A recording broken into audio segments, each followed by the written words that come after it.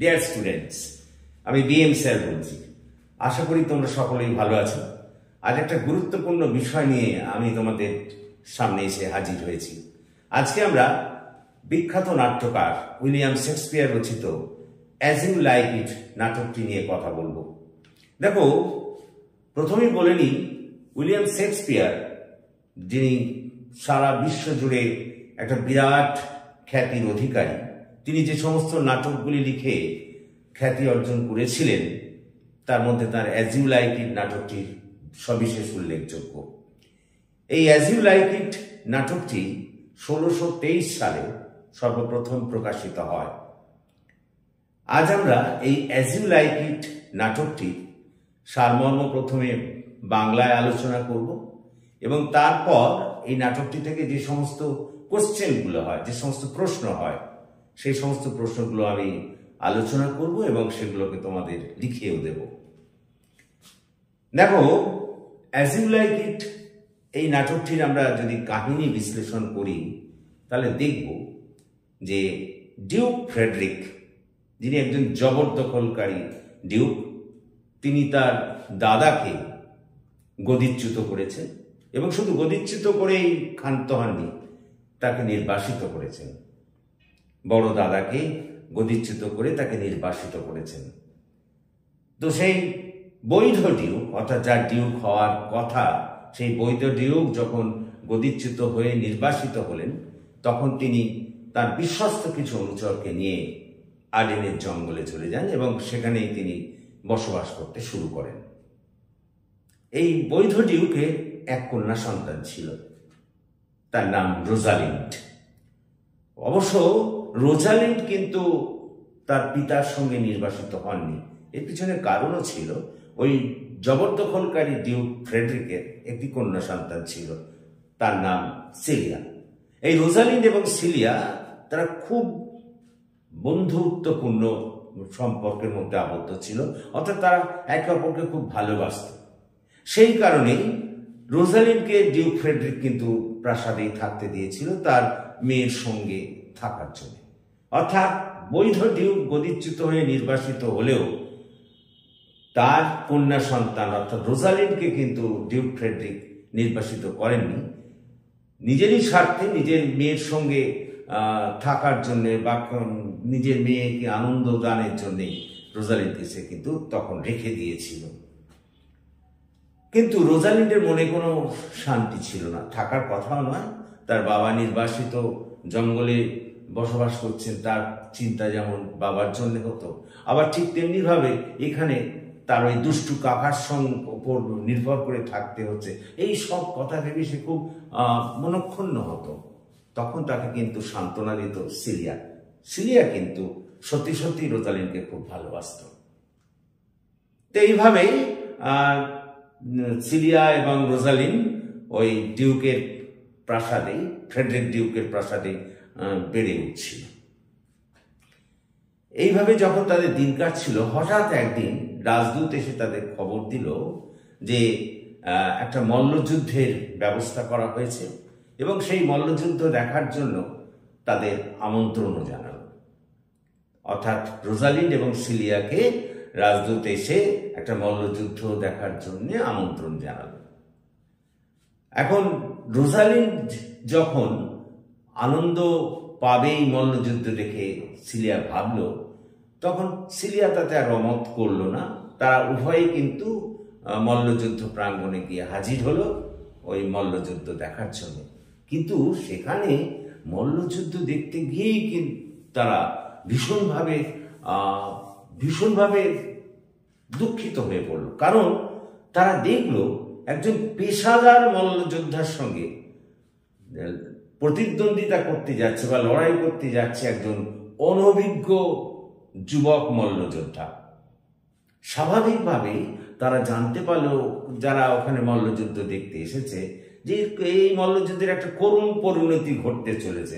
ওই যুবক মল্লযোদ্ধা মুহূর্তের মধ্যে ওই পেশাদার মল্লযোদ্ধার কাছে পরাজিত হবে এবং হয়তোবা মারাও যেতে পারে। এই কথা ভেবে রোজালিন্ড এবং সিলিয়া ভীষণভাবে ভয় পেয়ে গেল এবং তারা ওই যুবক মল্লযোদ্ধাকে যাতে ওই পেশাদারী মল্লযোদ্ধার সঙ্গে সে লড়াই না করে সেজন্য অনুরোধও করতে লাগলো, তাকে সরে আসতে বললো এই মল্লযুদ্ধ থেকে। কিন্তু ওই যুবক মল্লযোদ্ধা কিছুতেই সরে আসার পাত্র নয়, বরঞ্চ এই দুই সুন্দরী মহিলার দ্বারা সে আরো বেশি অনুপ্রাণিত হয়ে জেদ করে সে লড়াই নামবেই বলে ঠিক করলো, এবং হলো, লড়াই হলো। ওই পেশাদার মল্লযোদ্ধার সঙ্গে ওই অনভিজ্ঞ একেবারে নতুন আনকোরা নতুন মল্লযোদ্ধার লড়াই হলো। আশ্চর্যের ব্যাপার হলো এই যে ওই যুবক মল্লযোদ্ধা ওই পেশাদার মল্লযোদ্ধাকে সম্পূর্ণরূপে পরাজিত এবং বিধ্বস্ত করল। স্বাভাবিকভাবেই এই যুদ্ধের পরিণতিতে ডিউক ফ্রেডরিক অবশ্যই খুশি হলেন, কারণ একজন যুবক মল্লযোদ্ধা পেশাদার মল্লযোদ্ধাকে হারিয়ে দিয়ে যেতে তিনি খুশি হলেন, এবং একই সঙ্গে রোজালিন্ড ও সিলিয়াও কিন্তু খুব খুশি হলো। বিশেষত রোজালিন্ড, সে তো ওই যুবক মল্লযোদ্ধাকে ভালোবেসেই ফেললো, এবং তখন সে তার ওই নিজের গলার হারটা স্মারক হিসেবে ওই যুবক মল্লযোদ্ধাকে দিয়ে দিল। তবে ডিউক ফ্রেডরিকের আনন্দ বেশিক্ষণ স্থায়ী হয়নি। যখন সে জানতে পারল যে ওই যুবক মল্লযোদ্ধার নাম অরল্যান্ডো, এবং সে হচ্ছে আবার ওই তারই দাদার বন্ধু রোল্যান্ডো ডি বয়েজের সন্তান, অর্থাৎ যখন জানতে পারলো অরল্যান্ডো তার ওই দাদার বন্ধু, অর্থাৎ যে দাদাকে সে গদিচ্যুত করে নির্বাসিত করেছে আর্ডেনের জঙ্গলে, সেই দাদার বন্ধু রোল্যান্ড ডি বয়েজের পুত্র, তখন কিন্তু তার আনন্দ একেবারে নিরানন্দে পরিণত হলো। তাছাড়া ঠিক সেই সময় রোজালিন্ডের গুণগান যখন সব তার রাজ্যবাসীর অনেকে করছিল, তখন সেটা তার সহ্য হলো না। সে রোজালিন্ডকে বিতাড়িত করার সিদ্ধান্ত নিল। অর্থাৎ আগে তো দাদাকে নির্বাসিত করেইছে, এবার ওই তার কন্যা সন্তান রোজালিন্ডকেও সে আর রাখতে চাইল না, রাজপ্রাসাদ থেকে তাড়িয়ে দেওয়ার কথা ভাবল। তো রোজালিন্ড কি আর করার আছে তার, রোজালিন্ড নির্বাসিত বাবার সঙ্গে দেখা করার জন্য আর্ডেনের জঙ্গলে যাওয়ার পরিকল্পনা করল। সিলিয়া, যে তাকে ভালোবাসত, ওই ডিউক, ওই জবরদখলকারী ডিউক ফ্রেডরিকের কন্যা সন্তান সিলিয়া, সেও ঠিক করলো যে সেও আর এই প্রাসাদে থাকবে না, সেও ওই রোজালিন্ডের সঙ্গে আর্ডেনের জঙ্গলে চলে যাবে। তো এই দুটি মহিলা আর্ডেনের মতো জঙ্গলে যাবে, এটা ভেবে রোজালিন্ড ঠিক করলো যে মহিলা রূপ ধারণ করে দুজনেরই যাওয়া যাবে না। সেই জন্যে সে ঠিক করলো, রোজালিন্ড ঠিক করলো যে সে গ্রাম্য ছেলে গ্যানিমিডের ছদ্মবেশ ধারণ করবে, আর সিলিয়া আলিনিয়া রূপ ধারণ করবে, ছদ্মবেশ ধারণ করবে। এই নিয়ে তারা আর্ডেনের জঙ্গলে চলে গেল। অন্যদিকে ওই অরল্যান্ডোর সম্পর্কে আমরা যা জানতে পারি তা হচ্ছে যে অরল্যান্ডো, তার বাবা ছিলেন রোল্যান্ড ডি বয়েজ, এবং তিনি যখন মারা যাবার পূর্বে তিনি অরল্যান্ডোর দেখাশোনার ভার দিয়ে যান অরল্যান্ডোরই বড় দাদা অলিভারের উপরে। কিন্তু অলিভার মোটেই ভালো ছেলে ছিল না। তার উপর যে দায়িত্ব রোল্যান্ড ডি বয়েজ দিয়ে গিয়েছিলেন, সে দায়িত্ব সে পালন করেনি। অর্থাৎ ওই অরল্যান্ডোকে দেখাশোনা করার কথা ছিল, কিন্তু সে ভালো করে দেখাশোনা করেনি, তার শিক্ষা দীক্ষার কোনো ব্যবস্থা করেনি, বা তার প্রতি মোটেই সদয় ছিল না। বরঞ্চ সমস্ত সম্পত্তি হাতিয়ে নেওয়ার জন্যে অরল্যান্ডোকে সে মারার চেষ্টা করতে লাগলো।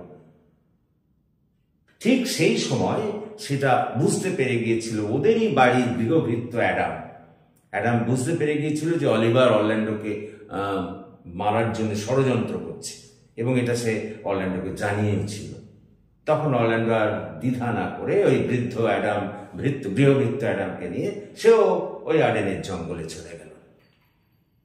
তখন এরপরে আমরা দেখতে পাচ্ছি যে ওই বৈধ ডিউক, তিনি তো আর্ডেনের জঙ্গলে নির্বাসিত হয়ে বসবাস করছেন, আবার অরল্যান্ডো তার গৃহভৃত্যকে নিয়ে আর্ডেনের জঙ্গলে গেছে। অন্যদিকে আমাদের রোজালিন্ড সে গ্যানিমিডের ছদ্মবেশ ধারণ করে, এবং সিলিয়া সেও আলিনিয়ার ছদ্মবেশ ধারণ করে ওখানে গিয়ে হাজির হয়েছে।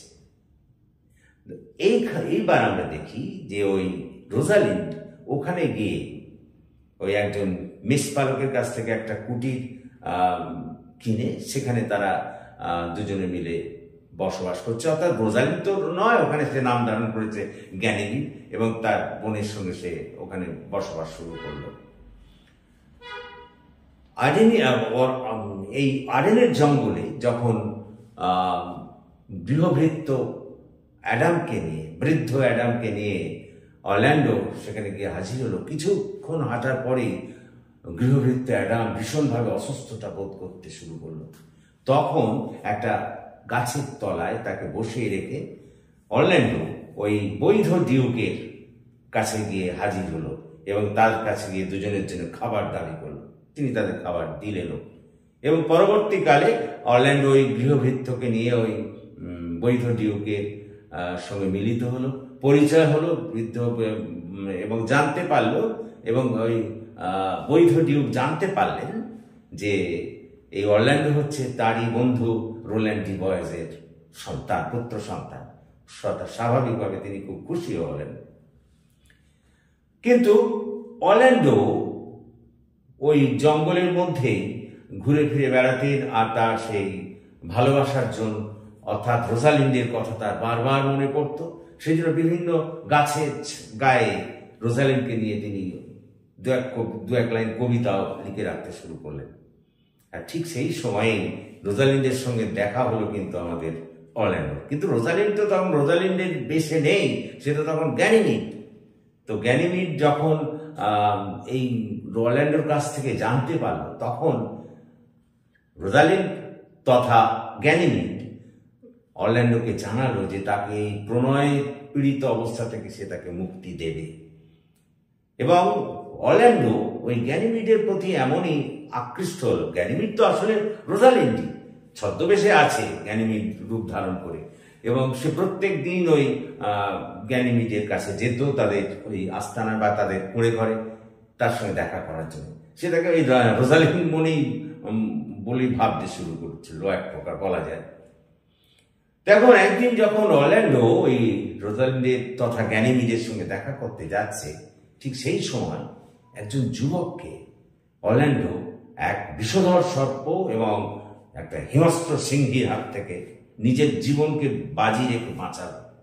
এবং এর জন্যে সিংহীর আক্রমণে অরল্যান্ডোর একটি হাত ক্ষতবিক্ষত হল।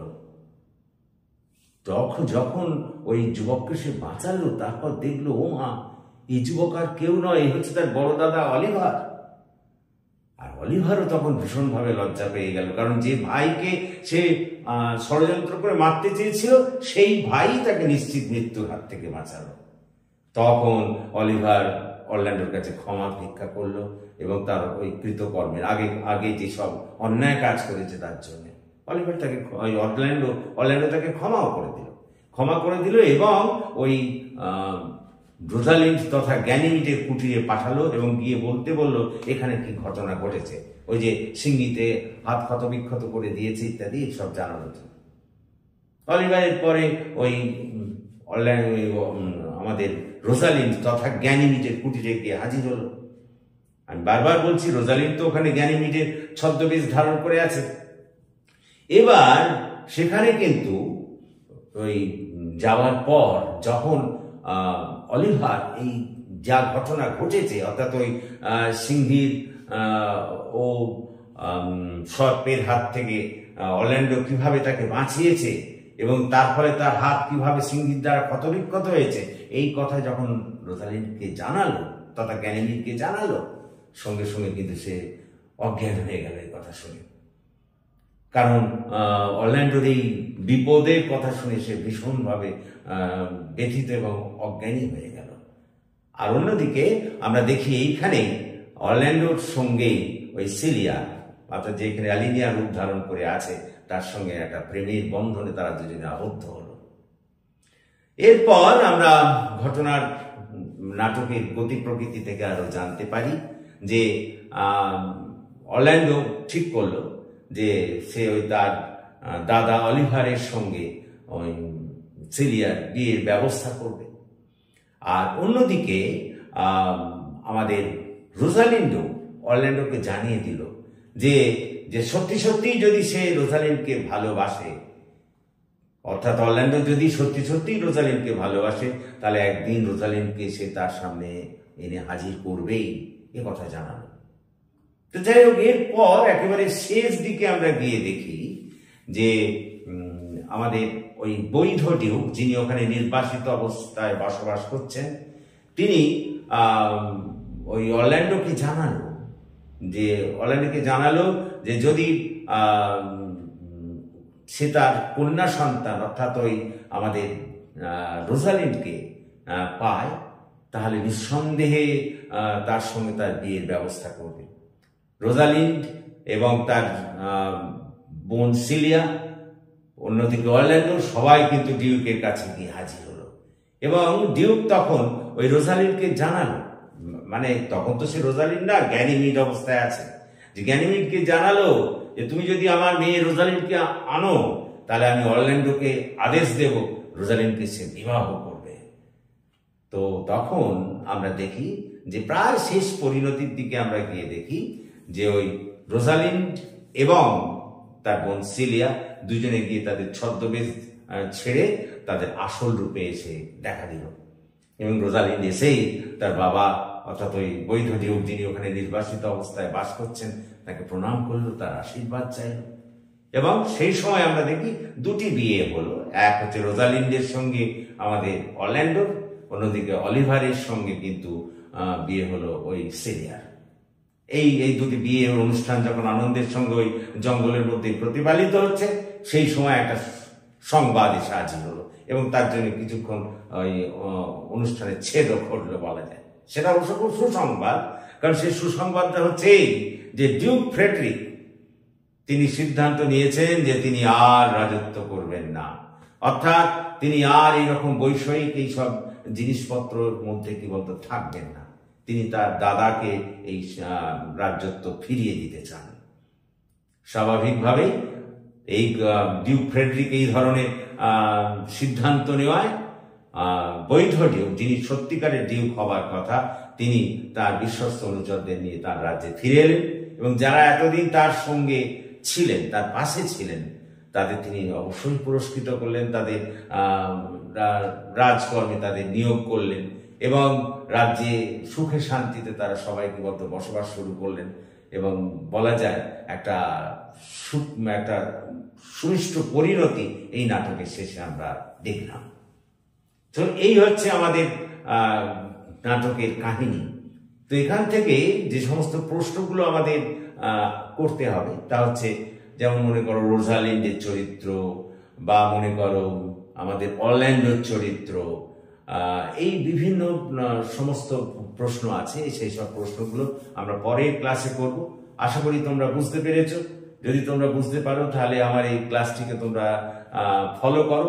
আমি কিন্তু এই ক্লাস প্রত্যেক দিন নেব এবং সমস্ত যত তোমাদের গল্প, কবিতা ইংরেজিতে আছে সেগুলোকে আমি পড়াবো এবং পড়িয়ে এবং সেগুলো লাইন বাই লাইন এক্সপ্লেন করব এবং তাদের সব প্রশ্ন কিন্তু লিখিয়ে দেবো। তোমরা এই সব ক্লাসের কথা তোমার বন্ধুদের মধ্যে শেয়ার করো, আমার এই চ্যানেলটিকে সাবস্ক্রাইব করো, যাতে আমরা আরো তোমাদের ভালো করে সহযোগিতা করতে পারি। So thank you for watching and listening. Please comment, share and subscribe my channel.